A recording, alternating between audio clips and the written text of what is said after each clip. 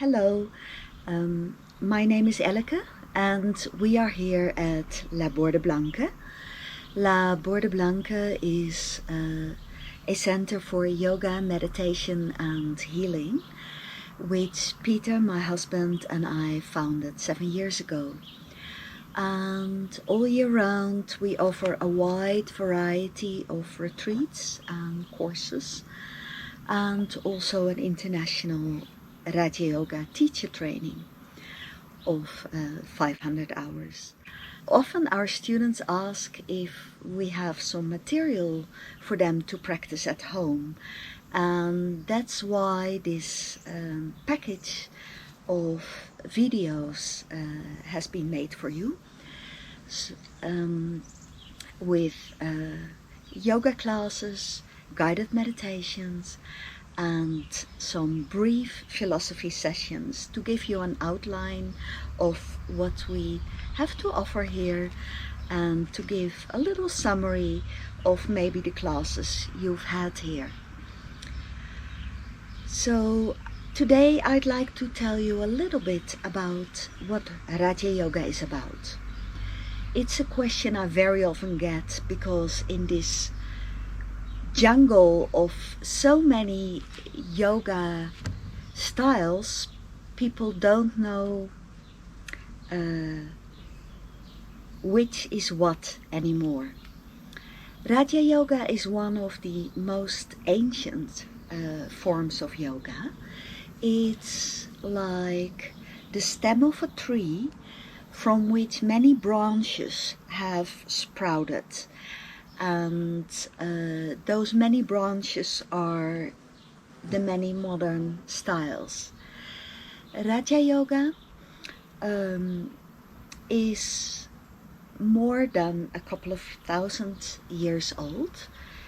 It means royal yoga, because in the old days of India, it was to be a training for kings and warriors in ancient India. And kings and warriors are leaders. So this was basically a leadership training, and you could also call it a self-management training. Learning to manage yourself. And it consists of 8 steps. Very often in the West, when we think or talk about yoga, we think of doing physical exercises. But in original yoga training, physical exercises was only one of the 8 steps. The 8 steps are, first, ethical principles.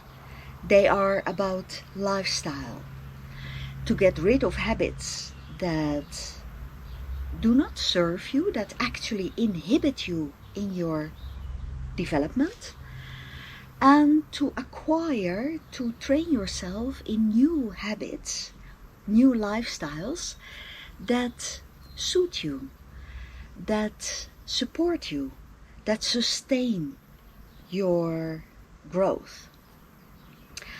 Those are the first 2 steps, and in yoga they are called the yamas and niyamas, so lifestyle principles.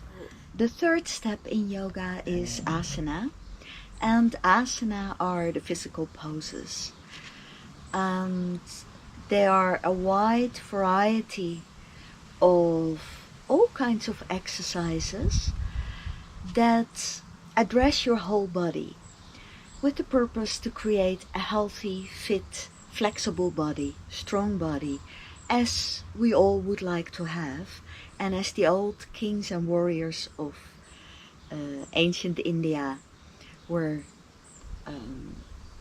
supposed to have in leading their country or an army.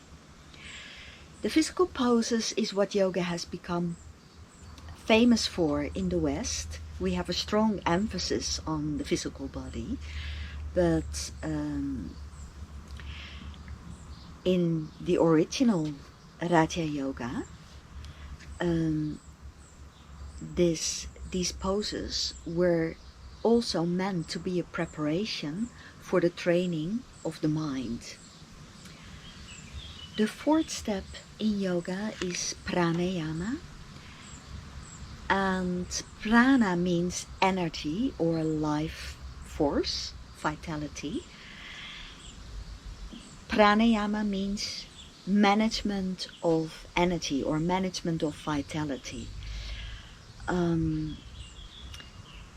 So it's to learn to manage your own energy level, your vitality, your health. And it's a very powerful step in yoga, to become aware of subtle energy and to learn how to handle it. In the West, pranayama has become translated as breathing exercises, which are part of the practice, but the ancient practice comprises more than that. Then the fifth step in yoga is pratyahara, which means to withdraw your awareness within, like a tortoise withdraws its paws and head within its shell.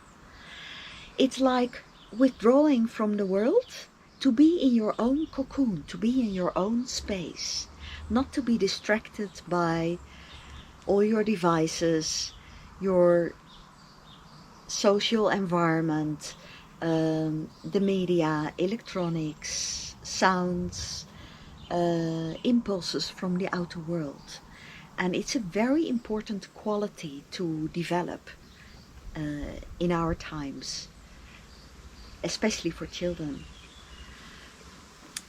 The sixth step in yoga is dharana, concentration.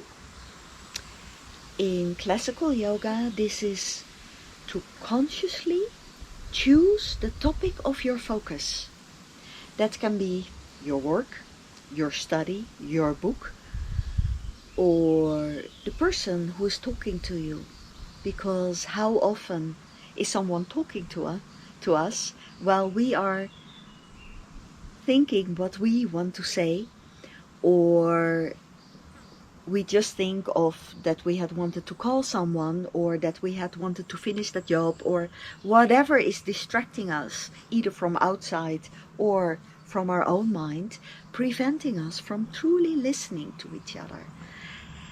Concentration is a very valuable ability to be able to choose your focus and to stay there. So the seventh step in yoga is meditation.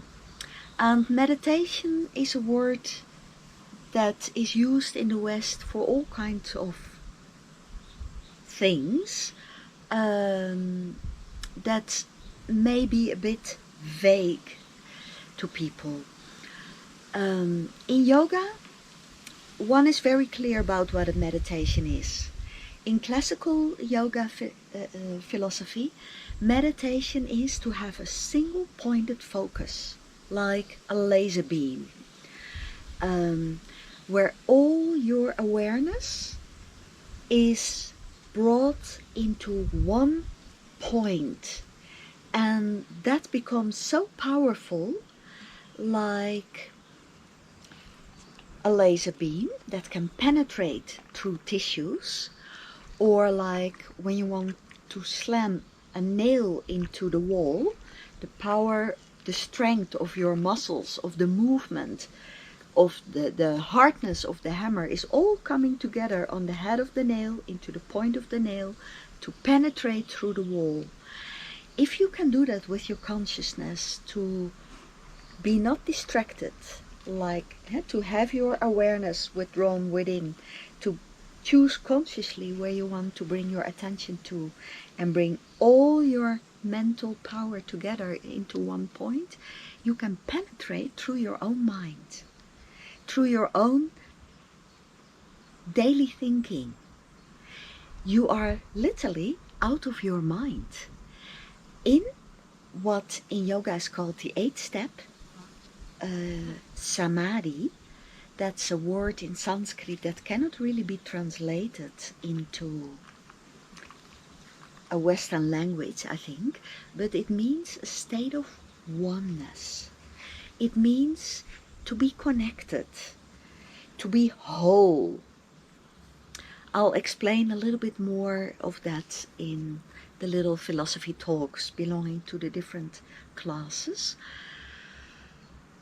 But it's a state of mind where you are at one with yourself, connected to your body, connected with your feelings, completely alert and connected to your own potential. Samadhi is the state of being where you are beyond your normal daily thinking into your higher consciousness.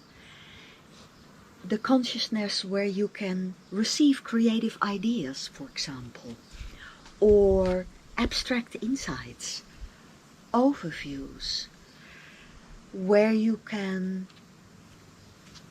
feel completely empathically into another being, where you have this state of connectedness with your environment, nature, another person, but also where you have access to your inner source of wisdom.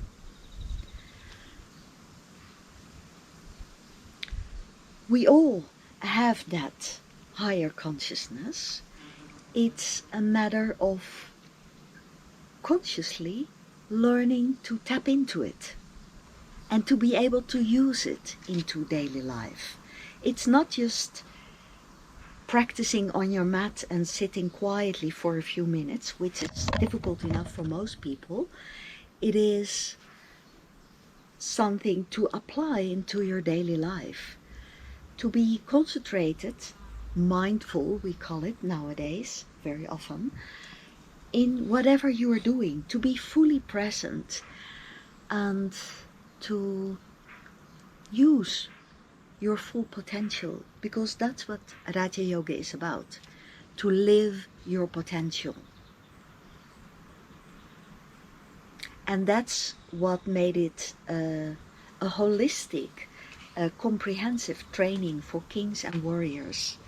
And it still is a very valuable training for managers and for everyone who wants to learn to manage him or herself and to live more up to your own potential.